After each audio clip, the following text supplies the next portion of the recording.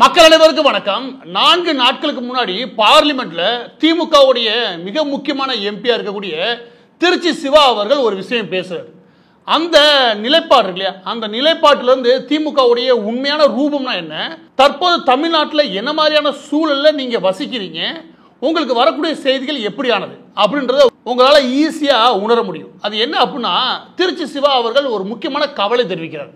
அது என்ன கவலை அப்படின்னா, காசாலையும் பாலஸ்தீனத்திலையும் மக்கள் பெரிய அளவில் பாதிப்படைஞ்சிருக்காங்க. அங்கே இஸ்ரேல் தொடர்ந்து தாக்குதல் நடத்துது. அந்த இஸ்ரேலோட தாக்குதலை தடுத்து நிறுத்துறதுக்கும் பாலஸ்தீனத்துக்கு ஆதரவாகவும் இந்தியா ஏன் குரல் கொடுக்கவே இல்லை, இந்தியா ஏன் ஓட்டெடுப்பில் கலந்துக்கவே இல்லை. இதுதான் திருச்சி சிவா, அதாவது திமுகவுடைய நிலைப்பாடு. திமுக சொல்லாம திருச்சி சிவா அவர்கள் செய்ய போறது கிடையாது. ஏறக்குறைய 8,000 கிலோமீட்டருக்கு வெளியே இருக்கக்கூடிய, ஏறக்குறைய 10,000 கிலோமீட்டர் வச்சுக்க வெளியே இருக்கக்கூடிய ஒரு நாட்டில் நடக்கக்கூடிய உள்நாட்டு குழப்பம், அதோட சேர்ந்து அந்த நாட்டினுடைய எல்லைகள் நடக்கக்கூடிய ஒரு சிக்கல். இந்த இஸ்ரேல் பாலஸ்தீனம்ன்றது ஒரு 3000 வருஷம் வரலாறு வச்சுக்கோங்க. அந்த விஷயத்துல பாலஸ்தீனத்தில் கூட இஸ்லாமியருடைய பாதிப்புனா என்னன்னு எடுத்து பேசியிருக்காரு நம்முடைய திருச்சி சிவா அவர். இந்த இடத்துல திமுக காட்டக்கூடிய முகம் என்ன அப்படின்னா, நாங்க பாருங்க சர்வதேச அளவில் இருக்கக்கூடிய இஸ்லாமியருடைய பாதிப்பு கூட நாங்கள் குரல் கொடுப்போம் அப்படின்றத அவங்களுடைய முக்கியமான செய்தி. இது எல்லா செய்தி ஊடகங்களையும் வெளியாச்சுன்னு வச்சுக்கோங்க. இப்போ நான் கேட்கக்கூடிய கேள்வி என்னன்னா, அதற்கு குரல் கொடுத்த சரி ஓகே, ஆனா பக்கத்தில் ஒரு 700 கிலோமீட்டருக்கு வெளியில ஒரு நிகழ்வு நடக்குது, அதை பத்தி இன்னைக்கா வாயை திறந்துருக்கீங்க. இந்த விஷயத்தை மட்டும் கொஞ்சம் பொறுமையா கேளுங்க. ஏன் அப்படி சொல்றேன்னா, அப்பதான் இந்த கட்சியை விட்டுருங்க, அதையும் தாண்டி இங்க என்ன மாதிரியான சூழல்ல உங்களுடைய காதுகள் அடைக்கப்படுதுன்னு தெரியும். அது என்ன அப்படின்னா, பங்களாதேஷ்ல ஆகஸ்ட் மாதம் அதனுடைய முன்னாள் அதிபராக இருந்த ஷேக் ஹசீனா அவர்கள் அவங்க அந்த நாட்டை விட்டு தப்பி வெளியேறாங்க. அதற்கப்புறம் பாகிஸ்தானுடைய நேஷனல் பார்ட்டி அந்த நாட்டுடைய ஆட்சியை பிடிக்கிறாங்க. இதற்கப்புறம் முகமது யூனிஸ் அவர்கள் பதவி ஏற்கிறார் தற்காலிக அதிபராக. அப்ப அவர் தற்காலிக அதிபராக பதவி ஏற்கும் போது சரி, அதுக்கு பின்னாலும் சரி, ஆனந்த விகடன் ஆரம்பிச்சு தி ஹிந்து வரைக்கும் இவருடைய எல்லா பத்திரிகைகளும் எடுத்து பாருங்க. இந்த முகமது யூனிஸ் யார் தெரியுமா, நோபல் பரிசு வாங்கியவர். அதாக்கும் இதாக்குன்னு எழுதி தள்ளுனானுங்க. எது பங்களாதேஷ் நடக்கக்கூடிய விவகாரங்கள், பங்களாதேஷ்ல அதிகாரம் எப்படி மாறுச்சு, அங்கே எப்படி புரட்சி நடந்துச்சுன்னு இது வரைக்கும் எழுதி அத்தோட நிப்பாட்டினா. ஏன்னு கேளுங்க, ஏன்னா அதற்கடுத்து 2 நாட்களுக்கு அப்புறம் ஒட்டுமொத்த நாடு முழுவதும் கலவரங்கள் ஆரம்பிக்குது. அன்றைய தேதியில் அப்ப என்ன நினைக்கிறாங்க அப்படின்னா, பங்களாதேஷை பொறுத்த வரைக்கும் ஹசீனா அவர்களுடைய ஆளுங்கட்சியா இருந்த அந்த கட்சியினுடைய பிரபுகள் மீது தாக்குதல் நடத்துறாங்க. ஏன்னா அவங்களுடைய அதிபர் தப்பி நாட்டை விட்டு வெளியேறிட்டாரு. எனவே இது ஒரு அரசியல் பழிவாங்கும் நடவடிக்கையாக அங்கே கலவரங்கள் மூண்டது. இப்படிதான் செய்தி வந்துச்சு. ஆனா 5 நாளைக்கு அப்புறம் எல்லா செய்தியும் அமைச்சிட்டாங்க. எந்த செய்தி இப்போ வரைக்கும் போடவே இல்லை. அது ஏன்னு கேளுங்க, ஏன்னா அங்கே நடக்கிறது உண்மையிலேயே அரசியல் சார்ந்த பழிவாங்கல்கள் கிடையாது. அங்கே நடக்கிறது திட்டமிட்ட இந்துக்களுக்கு எதிரான மிகப்பெரிய வன்முறை. வன்முறைனா கொஞ்சம் நஞ்சம் கிடையாது. அதாவது ஷேக் ஹசீனா அவர்கள் வெளியேறி 15 நாட்கள், நான் இப்போ வரைக்கும் சொல்லலை, அடுத்த 15 நாட்கள், ஆகஸ்ட் மாதத்தினுடைய 15 நாட்கள்ல நடந்த ஒட்டுமொத்த கலவரங்கள் என்ன, அதுல இந்துக்கள் எந்த அளவுக்கு பாதிக்கப்பட்டிருக்காங்க, இதனுடைய புள்ளி விவரங்கள் மட்டும் சர்வதேச அளவில் கிடைக்கக்கூடிய புள்ளி விவரங்கள் என்ன சொல்லுது அப்படின்னா, நாடு முழுவதும் சுமார் 1068 இடங்களுக்கு மேற்பட்ட இடங்கள்ல இந்துக்கள் சம்பந்தப்பட்ட கோவில்கள், அதனுடைய தலங்கள் இதன் மீது தாக்குதல் நடந்திருக்கு. அதுவும் திட்டமிட்டு வன்முறையாளர்கள் இந்த இடங்கள்ல குழுவா கூடி இந்த இடத்துல தாக்குதல் நடத்தணும் திட்டமிட்டிருக்காங்க. இதன் வழியாக முழுவதுமாக அழிக்கப்பட்ட கோவில்களுடைய எண்ணிக்கை 295. இதை தாண்டி 200க்கும் மேற்பட்ட வணிக வளாகங்கள், அதாவது பிசினஸ் பண்ணக்கூடிய சின்ன சின்ன கடைகள் ஆரம்பிச்சு பெரிய தலங்கள் வரைக்கும், அதாவது துணி கடையில் ஆரம்பிச்சு எல்லா விதமான கடைகளையும், சூறையாடுறது மட்டும் கிடையாது, அங்கிருடைய பணங்கள் எல்லாத்தையும் அள்ளிட்டு ஓடுறது. இது ஒரு பக்கத்து. கோவிலுக்குள்ள புகுந்து ஒட்டுமொத்தமா எரிக்கிறது கிடையாது, அங்க இருக்கிற அந்த உண்டியல் ஆரம்பிச்சு மற்ற எல்லாத்தையும் திருடிட்டு அதுக்கப்புறம் எரிச்சு விடுறது. அதற்கப்புறம் அந்த பகுதியிலுடைய மிக முக்கியமான பெரிய ஆளுகள் இருப்பாங்களா, அதாவது பிசினஸ் பண்ணுறாங்களா, அந்த இந்துக்களுடைய இடங்களா தேடுறது. இந்துக்கள் அதிகமாக குடியிருக்கக்கூடிய பகுதிகளில் இவங்க ஒரு 200-300 பேரை சேர்ந்து உள்ள போறது. யாரு? இந்த கலவரக்காரங்க உள்ள போய் ஒவ்வொரு வீட்டுக்குள்ள ஏறி அந்த வீட்டுக்குள்ள பெண்களை பிடிச்சி வச்சுக்கிட்டு, நீ தலைக்கு இவ்வளவு காசு கொடுக்கணும், எவ்வளவு 5 லட்சம் 10 லட்சம் கொடுக்கணும், அதோட சேர்த்து உன் பீரை ஓப்பன் பண்ணு, அதை ஓப்பன் பண்ணி, இதை ஓப்பன் பண்ணி, நகைகளை எடுத்துறது, அங்கிருந்த பணங்களை எடுத்துறது. அது முடிஞ்சதுக்கு அப்புறம் ஒவ்வொரு தலைக்கும், அதாவது உள்ள இருக்கிறது கொள்ளையடிச்சதுக்கு மட்டும் பார்த்தாதுன்னு மீதம் ஒவ்வொரு தலைக்கும் நீ 5 லட்ச ரூபா கட்டண விடுறோம். இது ஒரு இடத்துல 2 இடத்துல நடக்கல, சும்மா 18 மாவட்டங்கள் நடந்திருக்குது இந்த மாதிரி திட்டமிட்ட கலவரங்கள். இது மொத்தம் 65 மாவட்டங்கள் எடுத்த சர்வேல இதுல கிடைக்கிற புள்ளி விவரங்கள் ரொம்ப அதிர்ச்சிகரமா இருக்கு. என்ன அப்படின்னா, இதுவரைக்கும் இந்துக்களுடைய கோவில்கள் இடிக்கப்பட்ட விஷயமாகட்டும், அவருடைய வணிக வளாகங்கள் இடிக்கப்பட்ட விஷயமாகட்டும், இது எல்லாத்தையும் கூட்டி கழிச்சா சுமார் 20,000 கோடிக்கு மேலான மதிப்பிலான இந்துக்களுடைய தலங்கள், அதனுடைய செல்வங்கள் எல்லாமே கொள்ளையடிக்கப்பட்டிருக்குது. அதனுடைய தலங்கள் அடிச்சு நொறுக்கப்பட்டிருக்குது. இதோட சேர்த்து இது மட்டும் கிடையாது, சில பல்கலைக்கழகங்களை முழுமையாக இந்துக்கள் யார் யாரெல்லாம் பணியாற்றுறாங்களோ அவங்களாம் உடனடியாக ரிசைன் பண்ணிட்டு வேலையை விட்டு போயிடணும். இந்த மாதிரி வேலையை விட்டு போகிற டீச்சர்ஸ் அண்ட் லெக்சர்ஸோட எண்ணிக்கை மட்டும் சுமார் 400க்கு மேலே. அதோட சேர்த்து இது எல்லாம் நான் எப்போ சொல்கிறேன், அந்த 15 நாட்களில் சொல்கிறேன், இப்போ வரைக்கும் சொல்லலை. August, September, October, November, December, ரைட்டா? 5 மாதங்கள். நான் 5 மாத கணக்கு சொல்லலை. முதல் 15 நாளில் கலவரம் ஆரம்பிச்சதுக்கு அப்புறம் என்ன நடந்துச்சு இல்லையா அது. அப்போ இப்போ எவ்வளோ இருக்கும், இதையெல்லாம் நீ ஒரு 5 மடங்கு கூட்டிக்கோங்க. அன்னைக்கு நிலைமைக்கு ஒரு 500 டீச்சர், லெக்சர்ஸ், ப்ரொஃபசர்ஸ் பதவி விலகிருந்தாங்கன்னா இந்த நிலைமைக்கு 5000 பேருக்கா வேலை காலியாக இருக்கும். அதோட சேர்த்து உங்க சொல்றீங்க, இந்த நோபல் பரிசு பெற்றார் அப்படின்னு சொல்லிட்டு ஊரா கட்டுறதுனால விகடன் ஆரம்பிச்சு எல்லாருமே அவங்க எல்லாத்தையும் நான் கேட்கிறேன், செய்தி நிறுவனம் இந்த செய்தியில ஏதாவது ஒரு பிட்டு செய்தி வரைக்கும் வெளியிட்டிருக்கியா? நீங்க சொல்லுங்க. இதுதான் சொல்ல வந்தேன். என்னன்னா இவ்வளோ அட்டகாசம் இங்கே நடந்துகிட்டு இருக்குது, ஒரு பிட்டு செய்தி கூட இவங்க போடல. ஒரு விவாதம் வேணாம், ஒரு செய்தியை மக்கள்கிட்ட கொண்டு போய் சேர்க்கணுமா இல்லையா? மொத்தமா முழுவதுமா தடை வச்சிருக்காங்க. எந்த இடத்துல இவங்களுக்கு தடை விழுகுது? சர்வதேச செய்திகளை நிச்சயம் இவங்க போடுவாங்க. ஆனா இந்த செய்தியை போடக்கூடாதுன்ற அழுத்தம் இவங்களுக்கு எங்கேருந்து வருது? நீங்க இருக்கக்கூடிய சமூகம் எப்படிப்பட்டது உங்களால் புரிஞ்சுக்க முடியுதா? இது நம்ம சொல்லணும்னு வச்சுக்கோங்க. பாருங்க, மதம் சார்ந்து பேசுறாண்டுவாங்க. ஏன்டா நடக்கூடிய அடியாயத்தை பத்தி பேசுங்கன்னா ஒரு மதத்துக்கு ஒரு விதமா ஆதரவு தருவீங்க, இன்னொரு மதம்னா வாய்க்கும் பொத்துனது மட்டும் இல்லாம உண்மையே மக்களுக்கு போய் சேரக்கூடாது, அந்த அளவுக்கு எந்த இடத்துல இருந்து அழுத்தம் வருது. அதை ஏன்டா தடுத்து நிறுத்தணும் முயற்சி பண்றீங்க? இவங்களுக்கு என்ன அப்படின்னா, ஒரு ஹிந்து கன்சல்டேஷன் ஒன்று நடக்கக்கூடிய எந்த ஒரு செய்தி வரக்கூடாது. இன்னொன்று என்ன அப்படின்னா, அதுக்கு நம்ம குரல் கொடுக்கவும் கூடாது. இதே இவங்களுடைய பகுத்தறிவுன்னு வச்சுக்கோங்க.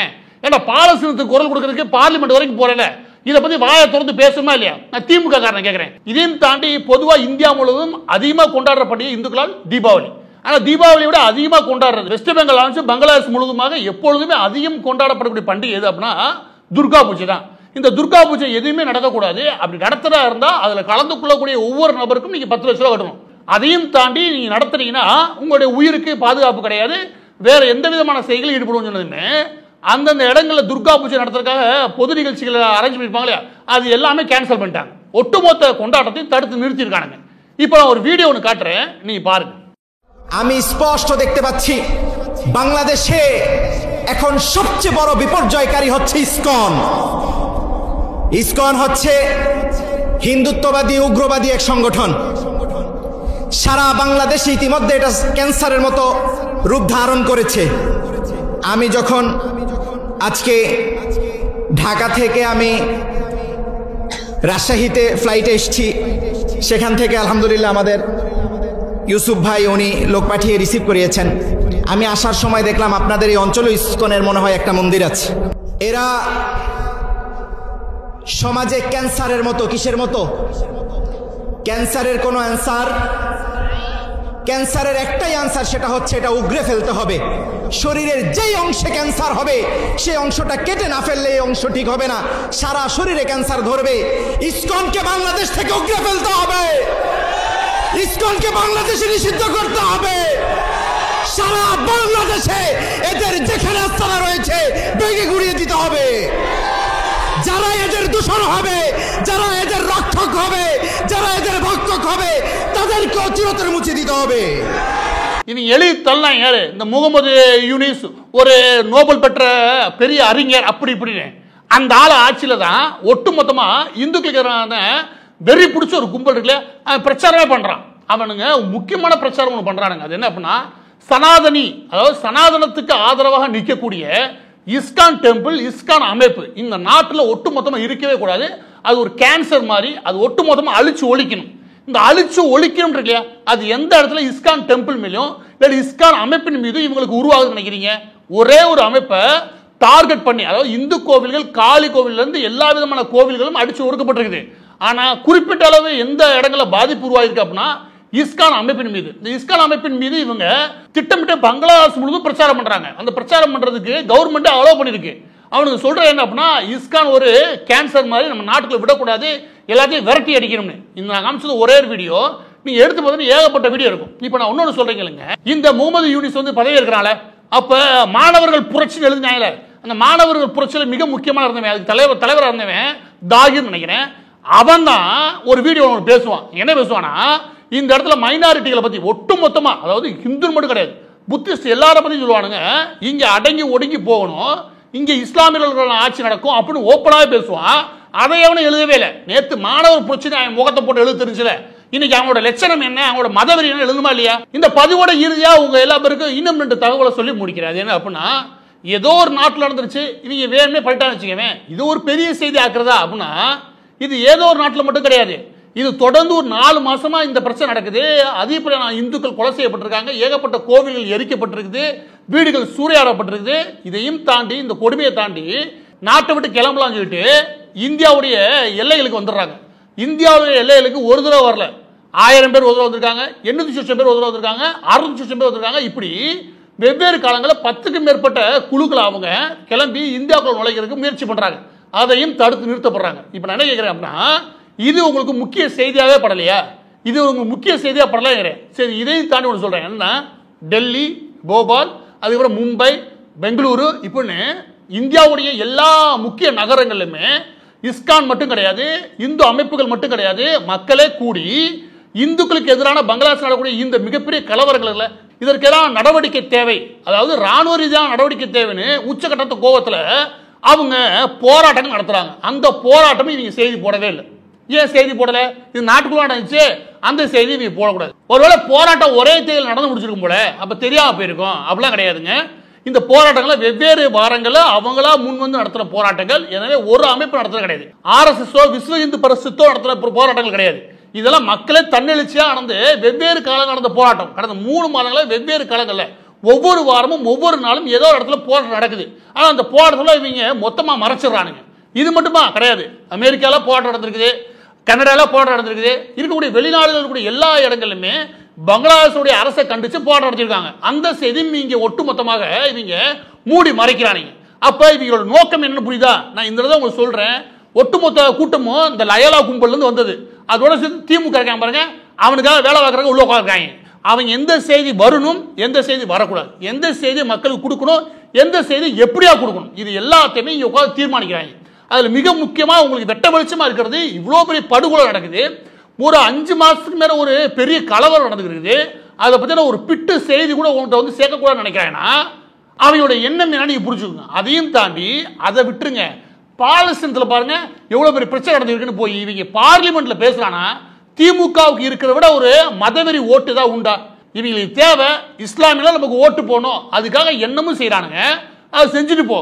ஆனா இந்துக்களுடைய ஒரு ஒற்றுமை வரக்கூடாது, அந்த ஓட்டு ஒரு விழிப்புணர்வுக்கு வரக்கூடாதுக்காக இருக்கக்கூடிய செய்தியை மூடி மறைக்கிறனா உன் புத்தி எவ்வளவு கேவலமான புத்தி.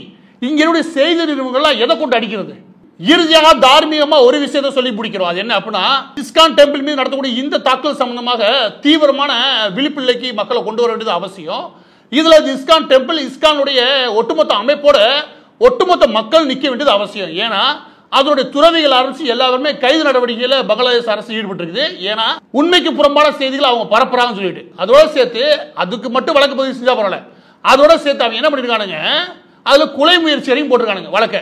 இதுல என்ன நான் சொல்ல வரேன்னா, எந்த இடத்துலயாவது பங்களாதேஷ்ல இஸ்கான் டெம்பிள் இல்ல இஸ்கான் சம்பந்தப்பட்ட அமைப்புகள் எங்கேயாவது வன்முறை பேச்சு, வன்முறை தூண்டும் விதமான பேச்சு, இல்லாட்டி பங்களாதேஷ் அரசுக்கு அதாவது சட்டப்படி நடக்க மாட்டோம், எங்களுக்கு எல்லாமே இதான், எங்களுக்கு ஒரு தனி சட்டம் இருக்கு அப்படின்னு இந்து என்னைக்கா பேசினானா, இப்படி ஏதாவது பேசி அவன் நாட்டுக்குள்ள ஒரு கலவரத்தையோ இல்ல குழப்பத்தையோ உருவாக்கினானா? எதுவுமே கிடையாது. அங்க நடந்த கலவரம் ஆரம்பிச்சுல உடனே இஸ்கான் டெம்பிள் செஞ்ச விஷயம் என்ன அப்படின்னா, அங்குடைய இந்துக்களுக்கு எல்லாம் உணவளிச்சு அவங்க பாதுகாப்பா இடத்துக்கு கொண்டு போன மட்டும்தான். இவங்க எப்படி பாதுகாப்பா எடுத்து கொண்டு போச்சு? அப்ப அவங்களுக்கு ஒரு ஃபோர்ஸ் இருக்கு, யாரு இந்துக்களை பாதுகாக்கிற ஒரு ஃபோர்ஸ் இருக்கு. ஏன்னா அந்த ஃபோர்ஸ்க்கு எதிராக நம்ம ஆரம்பிப்போம் கலவரத்தை அப்படின்னு தான் இவங்க ஆரம்பிச்சது. எனவே இது ஏதோ ஒரு இஸ்கான் அமைப்பின் மீது நடத்தப்பட்டது அல்ல, ஒட்டுமொத்த இந்துக்களுக்கு எதிரான மிகப்பெரிய கலவரத்தை திட்டமிட்டு நடத்திட்டு இருக்கானுங்க. இங்க இருக்கிற மீடியாவை மூடி மறைக்கிறானுங்க. திமுக ராஸ்கல் பாலஸ்தீனத்துக்கு குரல் கொடுக்குறேன், இது என்னன்னு கண்டுக்கவே கூடாது.